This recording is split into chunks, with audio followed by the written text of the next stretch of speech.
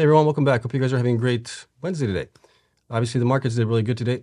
Actually, they didn't. They were bad. We'll get into all that's going on there. But obviously, markets were down today. Bitcoin was down. Ethereum was down. The miners were down today, except for two. So we'll take a look at all that we have for the markets. And then we'll also talk about Bitfarms had a shareholder meeting. They provided the results of that. We'll take a look at that. And then we also have Core Scientific provided their Q1 results. They're actually pretty good. So they're getting a little bit better here. There's some good news in there. Okay, so we'll cover all that. But as always, you guys know the drill here. This is not financial advice for entertainment only. Please do your own research and invest in following coins and companies for full disclosure. And always, if you guys enjoy this type of content, hit the like button, subscribe, helps me out tremendously. So let's take a look at the markets here, what's going on. Today was actually a pretty bad day.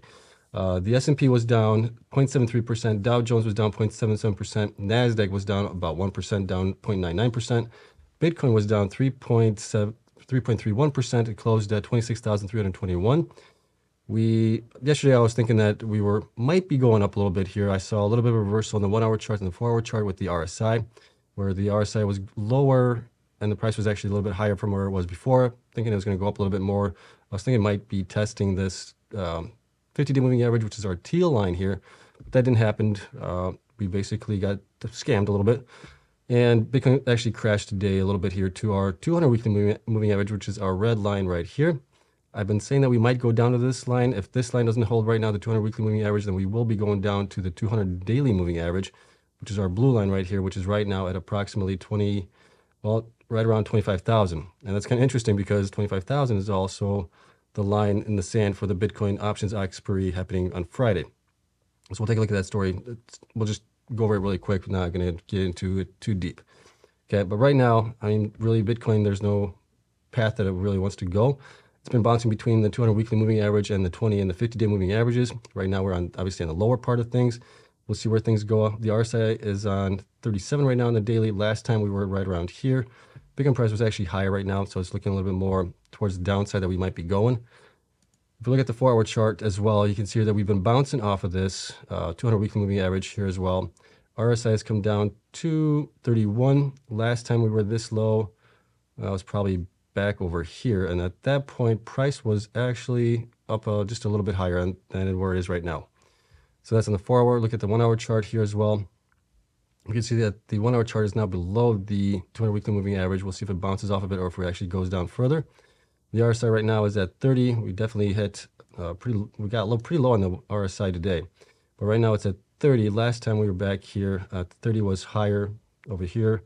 We were higher as well. So it's looking like we're going to the downside a little bit more until we get a reversal on this. Okay, so that's Bitcoin in a nutshell of what's happening there. Let's take a look at also Ethereum here on the daily really quick. And we can see that Ethereum closed today. It was down 2.95%, so it closed at 1,799. And it's pretty much the same thing happening on that one. I think if we look at the lines, I probably should have turned those. It got rejected above the 50 and the 20-day moving average right now. So our next stop might be the 200 daily moving average. The weekly is the red line right here. So that might be our next stop as far as where we go. And that would be approximately 1,700 right now on that one. Okay, so that's it for that one. Let's take a look at the miners here really quick. Any was down 3.18%. Argo was down 0.85%. Digital was up actually 0.8%. So they're one of the ones that were up today. Bitfarms was down 1.75%. Cypher was down 6.53%. CleanSpark was down 0.89%. So that one's actually done better along with Bitfarms. And some of the other ones here did better than Bitcoin. Didn't go down as much as Bitcoin did. Cores as well, 1.06% on to the downside. DigiHost was down 3.68%. DMG down 1.64%. Greenwich 5.61 to the downside. Hive was down 1.63. Hut 8 was down 3.11%. Iris Energy was down 1.06%. Marathon was the other one that was up 1.18%. Mawson was down 1.11%. Riot was down 0.09%. Riot was also one of those ones that was trading in the green a little bit today, along with Marathon and CleanSpark. I looked at it earlier. So it looked like the three big guys are trading to the upside a little bit. Soluna was down 6.73%. Stronghold was down 0.16%. TeraWolf was down 4.4% on the day. Okay, so that's it. Not a good day for the miners, but it wasn't as bad as I thought it was going to be. With Bitcoin being down 3% or so, I thought the miners were going to be down like 9%, 10% for the most part, but they weren't. So that's actually kind of interesting that that didn't happen. Okay, down here, let's take a look at the network hash rate really quick. It is right now at approximately 358 million terahashes per second on the 7-day average. If we look at the 1-day average, it has climbed back up a little bit here to 379 million as it is right now. Okay. So let's take a look at the stories that we do have here. This one is obviously about Bitcoin here. So Bitcoin price hangs in the balance. Friday's 2.26 billion Bitcoin options could result in more downside. And they're saying 25,000 might be the line in the sand here. So Bitcoin bears benefit from the current macroeconomic uncertainty and are aiming for a 270 million profit if BTC price falls below 25,000, which is our 200 weekly moving average right now. So it's kind of interesting the way that it sets up. And we'll see. We got obviously tomorrow, Thursday, and Friday. We'll see how this is going to play out. We might be going down this low, depending if it can't stay above the 200 weekly moving average right now. Okay, so just something to be mindful of here for the time being. Now, if we look at the next story that we do have, which is on Bitfarms. So Bitfarms announces results of annual general and special meeting of shareholders. And here are the results.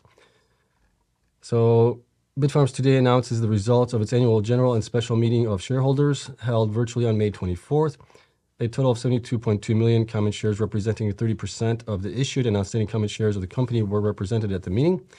Based on the proxies received and the votes cast at the meeting, 6 directors were elected for the ensuing year. The following is a tabulation of the votes submitted. So we got, looks like Nicholas Bonta, Andres Finken, I can't pronounce that name, Emiliano Grodzinski. Also, he got pretty close to being voted against, 17 million to 23 million. Everybody else was pretty good here. Nothing really that was anything out of the ordinary. Okay, shareholders also voted in favor of reappointing PricewaterhouseCoopers LLP as auditors of the company for the ensuing year and authorized the directors to fix their remuneration, with votes for totaling 71.8 million and votes withheld totaling 451,000 or so. Okay, now we have votes for totaling 64.6 million common shares and 7.5 million against. Shareholders voted in favor of a special resolution approving an amendment to the articles of the corporation for the future consolidation of the common shares on the basis of 1 post-consolidation common share for up to 10 pre-consolidation common shares. So basically reverse split, 10 to 1 possibly at the most. So, but this is based on if and at such time following the date of the meeting as may be determined by the board of directors of the corporation in its sole discretion as more particularly described in the management information circular dated April 4th, 2023. So they do have the option now to do a reverse split if they choose to. Obviously, with the price of Bitfarms stock being above $1, I'm hoping that they don't do it, but we'll see if they do it. They do have a lot of shares out. We'll take a look at it in the numbers here, but I think they have like close to 200 some million shares out. We'll take a look at it. I can't remember exactly the number there, but something obviously to be mindful of. And let's see here. Following the meeting, the directors reappointed the following officers of the company. So those stayed the same, I believe. I didn't see any changes on that. So that's just the update that we do have for them. Okay, so let's take a look at the numbers for Bitfarms as far as shares outstanding right now. If we look at them, our latest number is 240 million. So if they do a 10 to 1 split or reverse split, you would basically have, what would that be, 24 million shares, right? If that happens, I don't know. I don't think they need to do it right now. They're in a pretty good position with stock being at least above $1 right now. It's been holding there for a while, so I would hold off and then potentially do it if price falls below it for a longer period of time. But we'll see what they actually end up doing. They could also do a reverse split and then use the shares again to fund growth potentially, or they dilute shares again, but we'll see what happens. Okay, let me know what you guys are thinking about this. I know a lot of you guys have commented in the past on this, that this is possibly going to happen. I didn't see anything about it. I looked into it, but now we actually have something that's more concrete with the votes being passed. So shareholders approved it. Okay, we got nobody to blame but ourselves, I guess, if this does go through and they do a reverse split. Okay, so that's that one. And let's take a look at Core Scientific. So Core Scientific didn't actually provide any press release that they reported their Q1. I was just looking through the SEC website today, trying to find some of the missing Q1 results from the miners. And this is the only one that I was able to find so far. So we still have a couple miners that haven't reported, but now we got Core Scientific. And there's actually some good news in here. Okay, so we'll actually go look at my spreadsheet here. I have all the information in there, and we'll kind of go through it as well. So Core Scientific, as you guys know, has about 373 million shares. It's actually up a little bit higher now. It should be, let me see here. I wrote that number down here. It is 376 million shares right now, is what they reported as of May something. They reported it. So pretty close to that, but we're off just slightly on that. I'll fix this later on. As far as current hash rate, we've talked about this before, 14.8. Their hash rate has been coming down here recently, which is also a little concerning there. I think they're selling some of the miners possibly to pay off some debt potentially to creditors. Okay, let's see here. Going down here, we can look at some of the numbers that we do have here for them. Last 4 quarters revenue. So revenue for this current quarter, Q1, came in at 98 million, which is a nice increase here over the 74 million. So that's basically 24 million more that they generated in the current quarter than Q4, which was good to see. The current quarter that we're in, Q2, I'm guesstimating that they're going to be about 95 million right now. We'll see how close we get to that.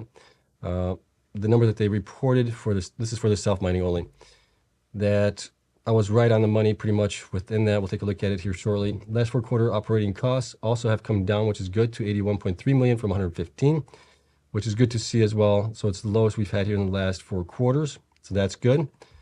Cost to mine, excuse me, 1 Bitcoin minus depreciation. That has also come down here to 18.9 million, or 9 million, 18.9 thousand, which is still pretty high, but it has actually come down from the 30,000 that they were reporting, or that we were calculating based on Q3 numbers down to Q1. So that's good there. Bitcoin mines quarterly has been increasing here also, but we'll see if that actually gets reduced here in Q2, especially with them selling miners potentially and their hash rate coming down.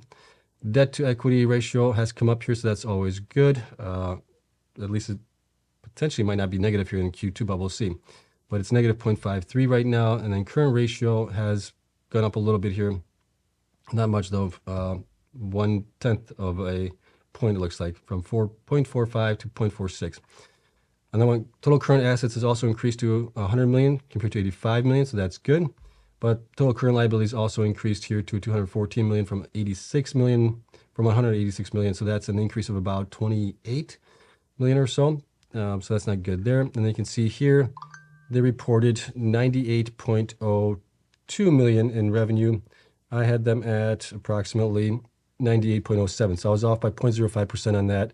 So I'm really happy, really happy with that, excuse me. Okay. Now going down here to the actual numbers, we'll get back to these metrics here at the end.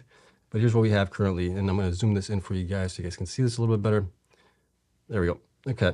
So cash and cash equivalents is actually up here to 47.4 million from 15.8 in Q4, so that's good.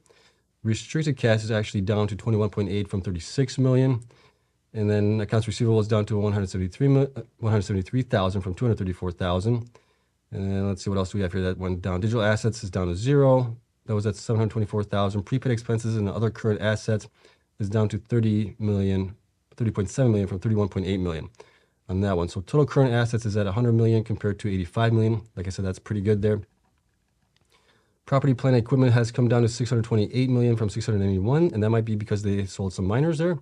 Also depreciation as well on it. Operating lease rights of use stayed pretty close to where it was. It's now at 20.2 million compared to 20.4 million, so a little bit of a decrease there.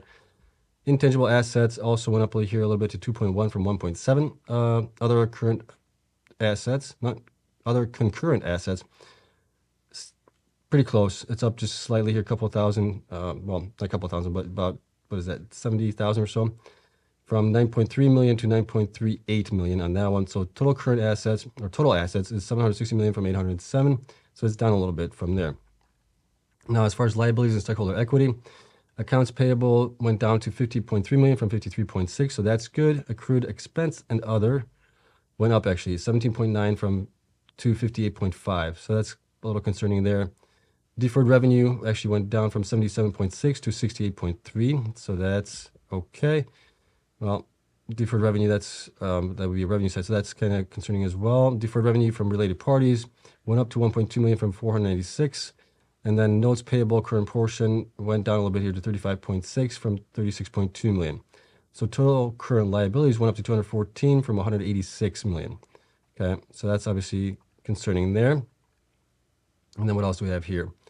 Operating lease went up to 1 million from 720,000. Other non-current liabilities pretty much stayed the same here, up $1,000 on that one. So total liabilities is actually down to 1.168 billion from 1.217 billion. So that's good there. The only thing that we did have added in here was the liability subject to compromise was 950,000. That's a new one that they put in here. I'm guessing this was liability subject to compromise over here, but they put it underneath here this time around. Okay, so just wanted to point that out. So that's actually good that that has decreased at least. And then if we look at the total stockholder equity deficit, it's at negative 408 million compared to 409. So that's improved a little bit here. And then they added this line here: total liabilities contingent redeemable preferred stock and stockholders deficit was 760,000 compared to 807,000. So that's also come down. So that's, I don't know if that's good or bad. I'm thinking that's bad because that has been coming down here the whole time. Okay, but just a different way of them referring to it, I guess. Revenues. So here's the interesting part on this. Revenues for from customers was down to 18.9 million. Hosting revenue from related parties was also down 3.7 million from the 6.7 million that we had here in the 35.8 million. But there's some good news as far as the expenses go with those. Digital asset mining also obviously increased here to 98 million from 700 to 98 million from 74 million. So that's good there. Total revenue accounted for 120,000, down a little bit here from 121,000 for all of it. But there's some good news as far as profit margins and things like that. Profit margin mining did increase here to 17%. Profit margin hosting also, this is a good one here, was up to 16.8% compared to, we had a loss of 17% here in Q3. Barely broke even here in Q4 was negative 17%. Q3 was break even almost, negative 0.01. Q2 was negative 12%, and then they had a Q1 profit of 6%. So this is good to see that their profit on hosting has improved, which they said that they were going to be working on this, and finally we have a little bit of profit here. Okay, overall profit margin has also improved here to 16.98%. And if we look at the cost of hosting services, that was only 18.8 million. And if you combine those two together here, you get obviously, what does that come out to be? 22.6 million. So that's how they were able to get a profitable margin on it, which is good to see. Cost of digital asset mining was 81 million. They brought in 98. So that was the 17% margin on that one. And cost of mining, that's that one. Gross profit was 20 million compared to a loss here of 47 million in Q4. So that's good there. That also has improved. Gain loss from sale of digital assets, that was 1 million compared to 19 million here in Q4. Impairment of digital assets was only 1 million compared to negative 19 million. And then we didn't have any impairment of goodwill, impairment of property, nothing here as well. And that's zero loss on exchanges, that's zero as well. Research and development, here's the other good news part of it. That went down to 1.4 million compared to 2.6 million. So that was almost cut in half. So that's good. I'd like to see that come down a little bit more. Other one that's kind of good to see is sales and marketing. It was down to basically 1 million here, from down a little bit here from 1,056,000 on that one. And then the other one is general administrative, way down here to 21.7 million from 38.9. Still would like to see that come down even more. Other than that, total operating expenses was 24 million compared to 42 million. So that was almost half. That's good there as well. And then operating loss income was negative 3.6 million compared to a Q4 loss of 636 million, it looks like, on that one. Okay, so that was good there. That's a good number to take a look at. Other than that, let's see here. Gain loss on debt extinguishment was 20 million here. Interest expense, and that was kind of low here, 157,000 compared to 96 or 22. So that's good there. And reorganization items was 31 million compared to a negative 197.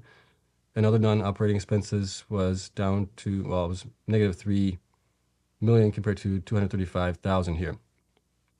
So total non-operating income expense was 7.8 million, looks like, and compared to negative 179 million here.